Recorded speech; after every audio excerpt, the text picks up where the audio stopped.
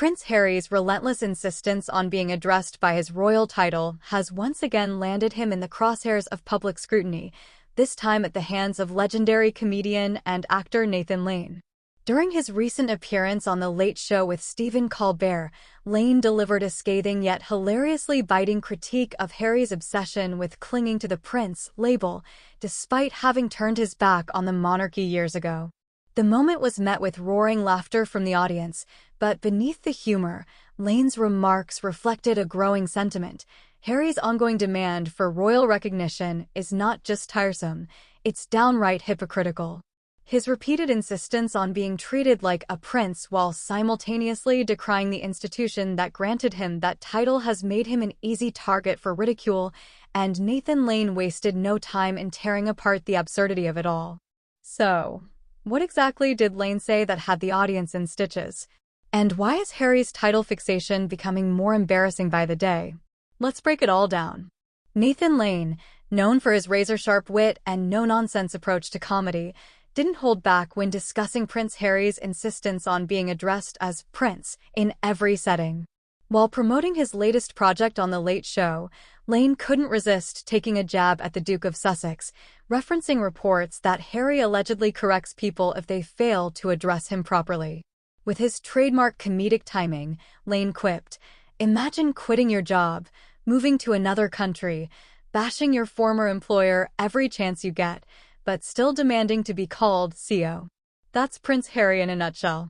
The audience erupted in laughter as Colbert, no stranger to poking fun at the Sussexes himself, smirked in agreement. But Lane wasn't finished. He went on to mimic an exaggerated version of Harry's alleged entitlement, playfully imitating the Duke demanding special treatment at a coffee shop. "Excuse me, it's Prince Harry." "That's your Royal Highness to you, barista."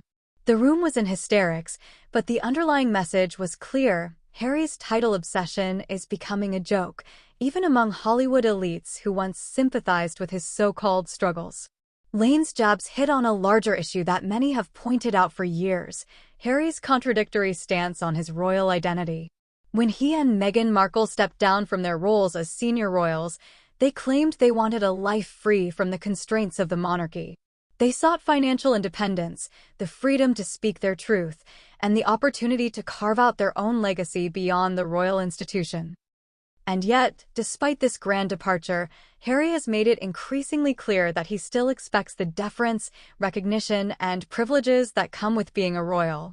He insists on being addressed as Prince in public appearances, business dealings, and even casual interactions, as if his title still carries the same weight outside the royal bubble. It's this glaring contradiction that has fueled so much backlash.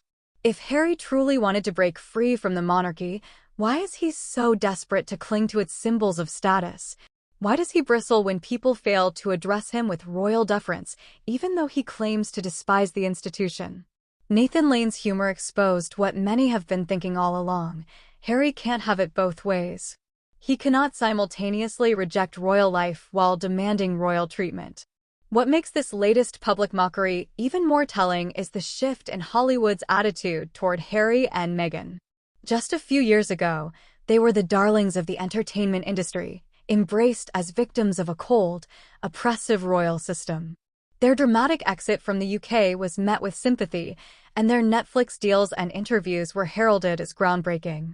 But as time has passed, the tide has turned. Their repeated complaints, their relentless focus on grievances, and their apparent inability to move on have started to wear thin, even among their allies in the media. Colbert himself has previously mocked Harry, particularly for some of the more ridiculous revelations in his memoir, Spare, including the infamous frostbite incident, which quickly became a punchline. Now, with Nathan Lane piling on, it's clear that even Hollywood figures who once supported Harry are beginning to lose patience with his never-ending need for validation.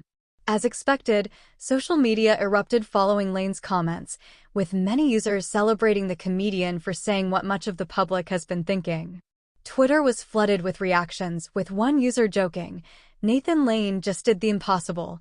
He made Americans realize how ridiculous Harry sounds demanding to be called Prince, while bashing the monarchy." Another tweet read, "If Harry really wants to be just like us, maybe he should drop the title." Or at least stop crying when people don't use it. Even royal commentators chimed in, with some suggesting that this could be a pivotal moment in how Harry is perceived in the entertainment world. When comedians start openly mocking a public figure without fear of backlash, it's usually a sign that their public goodwill is running on fumes. If Harry was hoping to be taken seriously in Hollywood, this latest round of mockery won't help his case. While he and Meghan have made significant business deals, the long-term success of their brand depends on public perception, and right now, that perception isn't looking great.